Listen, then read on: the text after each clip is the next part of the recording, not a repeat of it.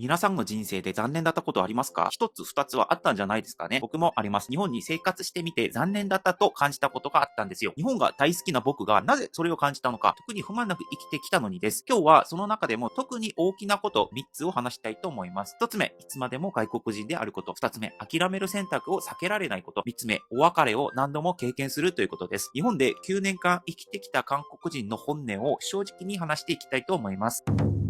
まず一つ目、いつまでも外国人であることです。日本に来て9年住んで、僕はせいぜい外国人だなぁと気づいた瞬間が4回ありました。一つ目、日本語が代表格ですよね。日本語能力試験2級の満点を取りました。日常会話は困らないし、研究も仕事も日本語でできます。でも正直に言うと完璧にはなれないんですよ。話し始めて数秒で、韓国人だなとわかる訛りが僕のどこかに残っている。日本人が無意識に使っている単語や表現も僕は 100% 知っています。体感で7割程度です。特に難しい話になると堅調です。日本語で読むより韓国語で読んだ方が早く深く頭に入ってきます。地域共生再生可能エネルギー発電設備導入実態調査事業とか、これ日本語で考えるときは常に一段頭のギアを余分で回している感覚があります。二つ目は政治的な距離感なんですけれども、僕は帰化しない限り50年間住んでても投票権はありません。これは別に求めてもないし、意識してもないです。文句もないですよ。ただ、ふとした瞬間に、ここになんか一本の線は引かれてるなっていうことだけは感じます。三つ目はですね、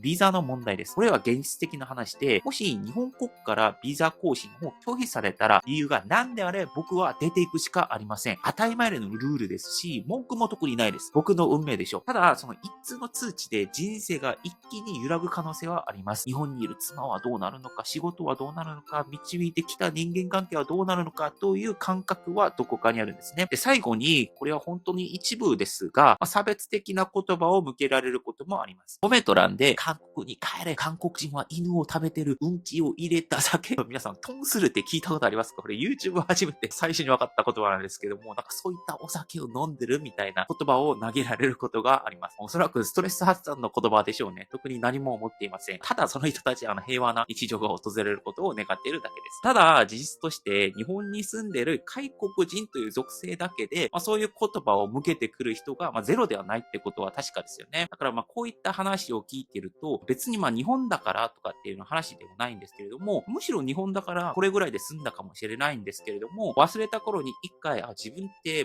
結局外国人だなってことは認識されます。二つ目はですね、諦める選択を避けられないということです。日本で暮らすという選択をした瞬間から、実はずっと何かを諦め続ける人生が始まっているんですよ。これは3つの話をしたいと思っています。一つ目はですね、一番わかりやすいのが家族との距離感ですね。日本に来てから韓国にいる両親と直接会える回数は年に数回しかありません。会えない時間の方が圧倒的に長いんですよね。もちろんですよ。今電話とかビデオ通話できますが、それも数分とかじゃないですか。昔みたいにもう同じ食卓を囲んで同じテレビを見て同じ空気を吸うことはできません。両親今元気なんですけれども、特に深刻に今考えすぎないようにしているんですけれども、でも年齢を重ねて、もし健康の問題が出てきたら、その時自分はどう動けるのか、すぐに帰れるのか、日本での生活はどうなるのかってことの対する答えっては正直にまだ出ていません。次は子供の人生なんですけれども、もし子供が生まれたら、その人生の土台は日本で作られることになります。そうすると必ず選択しないといけません。日本の学校通わせるのか、韓国人学校入るのか、家庭内でもどの言語を中心にするのか、国籍はどうするのか、もちろん気持ちはどちらも欲しいんですけれども、現実はどっちかを優先する、どっちかを選ぶしかないんですね。最後3つ目なんですけども、もっと日常的でも意外と重たいのはですね、食の問題です。韓国人は、日本人もそうなんですけども、何十年も自国の料理を食べて育つんじゃないですか。韓国だったら辛さ、発酵、ニンニク、スープの匂い、それは単なる味だけではなく、その体に染みついてる感覚なんですよ。日本に来ると、それが当たり前ではなくなるんですね。もちろん日本とっても恵まれていて、新大久保に行けば韓国料理山ほどあるじゃないですか。でも、本当に本場の味に近い味の店っていうのは限られていて、それをわざわざ調べない限りは気軽にそういった味に出会うことは難しいです。その多くはですね、もちろん日本人の舌に合わせて少しずつ調整されてるんですよね。それは別にそれで悪いことだっていうつもりはなくてですね、ふとした瞬間に、これちょっと足りないなっていう感覚がずっと心の中ちっちっちゃくっていうのがもう積み重なっていくんですね。日本のに住ませていただく以上、韓国で当たり前だったことを諦めるっていうのはもう当たり前ですし、別にこれも不安ないんですけれども、こういった現実があるんだよねってことをご認識いただければと思います。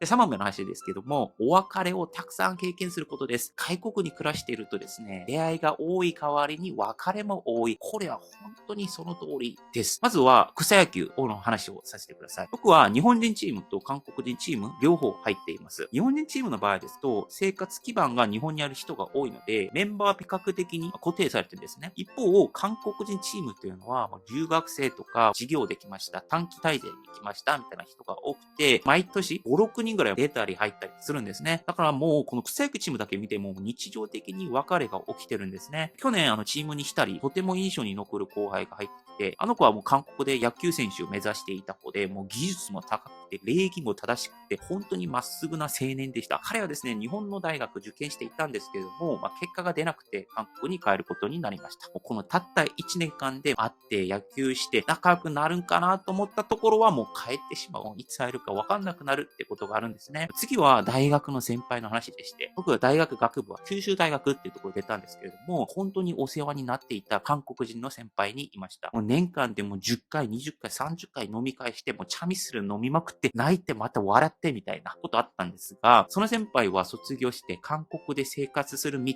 を選びました。それ以降、日本で会うことはありませんでした。韓国で行けばですよ、もちろん会えますよ。この間行った時も会いましたよ。ご飯も食べるし、お酒も飲むんですけれども、頻度圧倒的に減るんですね。もうせいぜい1年に1回とかですよね。だし、もう10年経った後にまた会ってるかと言われたら、もちろん努力はするんですけれども、現実的な問題でも会わなくなるんじゃないですかっていうのもあったりします。最後の柱は、福岡なんですけれども、僕は福岡4年半、今東京に5年ぐらい住んでいます。正直ですね、福岡にいた当時は不満もありました。僕、ソウル出身で、東京みたいなこの刺激が欲しいんですね。もう街を歩けば、店があっちこっちに行って、なんか毎年、毎週新しい祭りが起きていて、人々は毎回変わるみたいな、そういった環境好きなんですけれども、福岡は、比較すればちょっと足りなかったっていう印象があります。だからもう福岡出たくて刺激を求めて東京に行きました。東京に来て楽しく過ごせています。ただですね、もう振り返るとですね、福岡で良かったなというふうに思いました。自然近くて山、海、